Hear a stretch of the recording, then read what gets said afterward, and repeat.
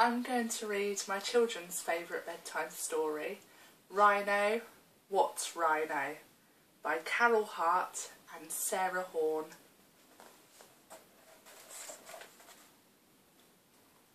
There once was a rhino who lived at the zoo.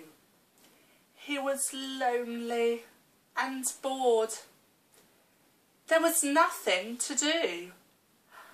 So early one morning, he squeezed through the bars and tiptoed away past the slumbering guards. He ran till he reached a small farm by a lake. Then came a great rumble that made the ground shake.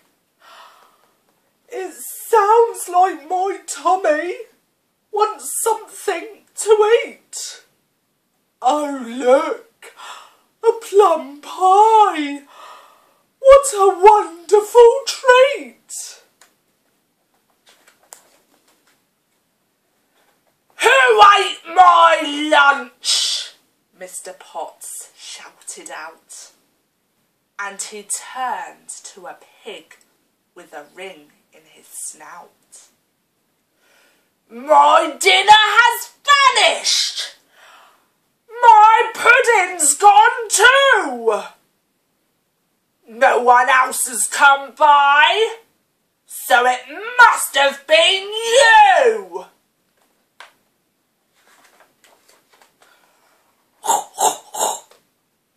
It's not me, winked the pig as he nosed at the ground. That rhino just took it while you weren't around. Rhino? What rhino? That cannot be true. There's only one rhino, and he's in the zoo. Away strolled the rhino, now very well fed. That pie was delicious, and so was that bread. Now all I need is an outfit to wear. I'll just borrow a shirt from that line over there. Look at my clothes! Aunt Anne cried in alarm, and she glared at a cow walking down to the farm. My tops are in tatters! Those knickers were new! No one else has come by, so it must have been you! Moo! It's not me, mooed the cow with a flick of her ear. That rhino came creeping while you were not here. Rhino? What rhino? That cannot be true. There's only one rhino, and he's in the zoo.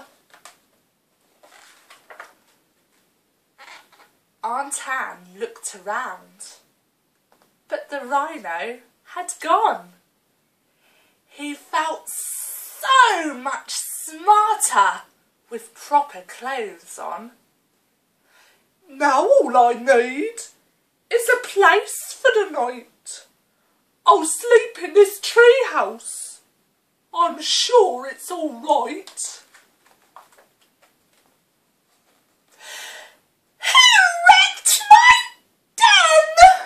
Little Emily squealed, and she spotted a sheep trotting down through the field. My toys have been trampled! That bike was brand new! No one else has come by, so it must have been you!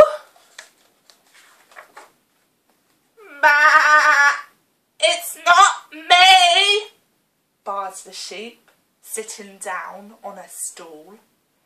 "That rhino crept up there while you were at school." "Rhino? What rhino? That cannot be true. There's only one rhino, and he's in the zoo." That night, while the rhino was curled up in bed, the animals met at the back of the shed. "That rhino is causing such trouble," mooed Cow. "Let's teach him a lesson. This has to stop now." "Rhino, now listen. It's time to confess. You should be ashamed making all of that mess. You've upset the people and caused such a fuss. They're all hopping mad and they're all blaming us."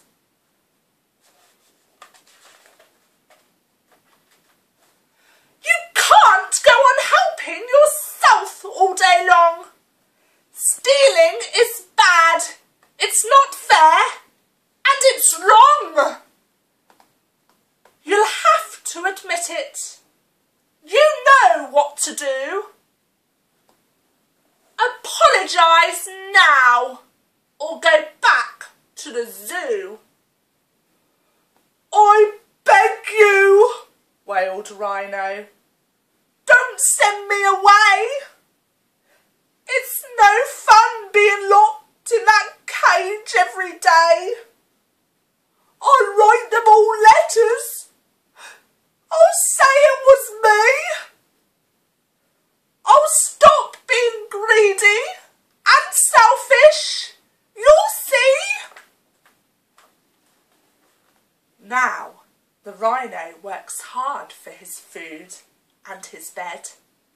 He no longer steals lunches, but cooks them instead. He says, "Please," and "Thank you," and "How do you do?" And he never, no, never went back to the zoo.